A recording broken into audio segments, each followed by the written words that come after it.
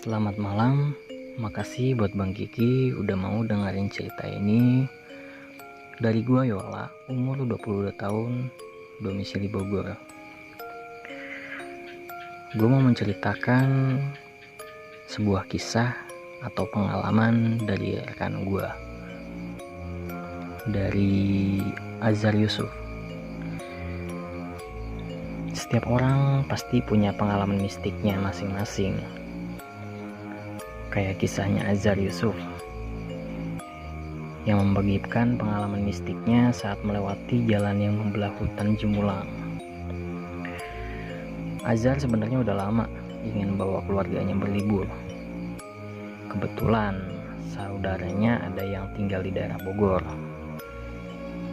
Hari sudah mulai gelap ketika dia dan keluarga kecilnya bertolak dari semangat.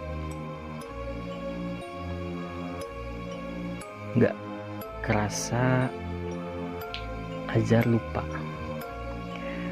Azhar bilang, "Saya tidak memeriksa mobil kendaraan saya dengan detail karena baru ganti oli dan servis seminggu yang lalu. Saya kabari saudara di daerah Bogor karena dia berangkat petang dan mungkin sampai sana malam hari," kata Azhar. Dalam perjalanan itu hujan agak lebat. Hujan mulai sedikit reda saat itu menuju pukul 7 malam waktu sholat Isya. Setelah sholat, keluarga Azhar mendatangi sebuah warung untuk makan.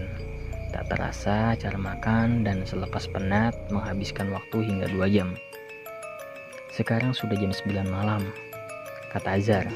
Sebenarnya ini pertama kalinya Azhar pergi ke daerah Bogor atau pedalaman malam-malam. Sebelumnya mereka selalu berangkat pagi sehingga sampai di sana tujuan itu sore. Di dalam mobil mereka juga nggak bawa alat untuk melindungi diri seperti senjata tajam atau lainnya. Yang ada hanyalah lampu senter dan handphone.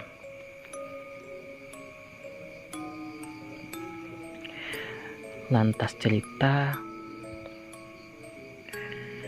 Azhar menuturkan betapa dia sampai menggigilnya karena perjalanannya itu malam dan di sana agak dingin.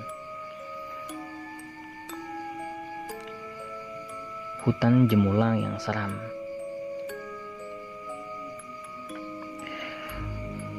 Azhar membawa mobil, tapi malah memasuki hutan sekitar jam 11 malam.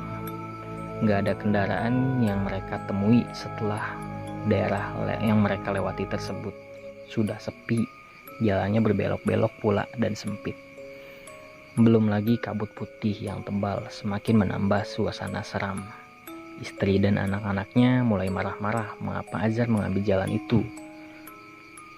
Saya coba menenangkan mereka, jangan berpikir yang bukan-bukan, masih ada orang yang tinggal di kanan kiri jalan.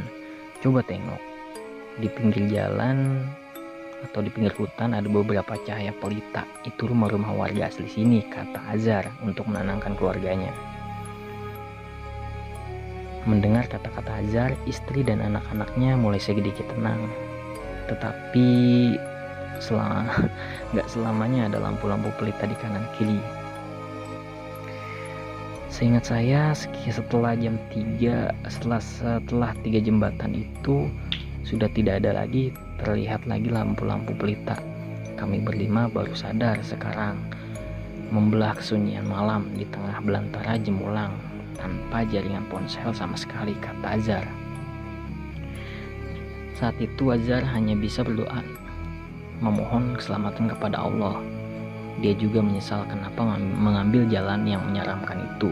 Padahal sebelumnya ada jalan raya, cuman agak muter jauh, jadi Azhar mengambil jalan pintas. Mobil Azhar terus membelah jalan sunyi hutan Jemulang yang lurus dengan kecepatan tinggi. Akhirnya dia sampai di daerah yang pohon-pohonnya mulai jarang-jarang.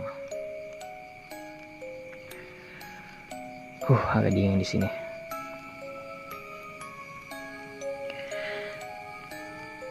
Azhar terus menenangkan istrinya dan anak-anaknya Dia menyuruh mereka membaca dalam hati ayat suci Al-Quran. Apa aja yang diingat, kata si Azhar.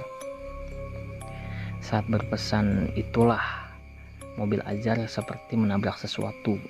Dentuman kuat membuat mobilnya berputar hingga berhenti di semak-semak sepi jalan. Ada genangan air di depannya. Beruntung mesin dan lampu mobil masih bisa menyala. Azhar mencoba untuk memundurkan mobilnya, tetapi tidak gerak. Anak-anak sudah menangis ketakutan, sementara istrinya mengomel tanpa henti. Saya waktu itu kalut dan tidak bisa berpikir dengan jernih. Ditambah lagi jaringan ponsel tidak ada dan tidak terlihat satupun mobil yang lewat, kata Azhar. Tiba-tiba ada banyak orang yang berkerumun di luar mobilnya. Entah siapa mereka, Azhar juga tidak tahu. Azhar tidak berani membuka jendela, apalagi pintu mobilnya hanya untuk sekedar bertanya. Mungkin si Azhar ini takut untuk bertanya karena kan tempat itu sepi, tidak ada pemukiman, tapi banyak yang mengerumuni mobil Azhar. Dalam gelapnya malam, Azhar melihat orang-orang tersebut membuat isyarat tangan agar dia menginjak gas terus. Sementara mereka mendorong mobil. Mereka kurang lebih 10 orang mendorong mobil saya sehingga terbebas dari semak-semak. Saya pun bernapas lega. Anak-anak terus menangis, cuma istri saya yang terbilak menatap saya. Saya bertanya, "Kamu ini kenapa?" Istri saya justru balik bertanya, "Kemana orang-orang tadi?" kata Azhar. Azhar baru sadar tiba-tiba suasana jadi sepi. Orang-orang tadi tiba-tiba lenyap, entah pergi kemana. Padahal dia belum sempat mengucapkan terima kasih dan berkenalan dengan mereka. Tanpa berpikir panjang dan mandi keringat karena ketakutan, Azhar segera pergi dari tempat seram itu. Mereka pun sampai di daerah yang mereka tuju sekitar jam 2 pagi. Namun Azhar berpesan kepada keluarganya untuk tidak bercerita tentang pengalaman mistik yang mereka alami malam itu. Hanya Azhar tidak dapat tidur memikirkan kejadian tersebut dan tubuhnya menggigil keesokan harinya.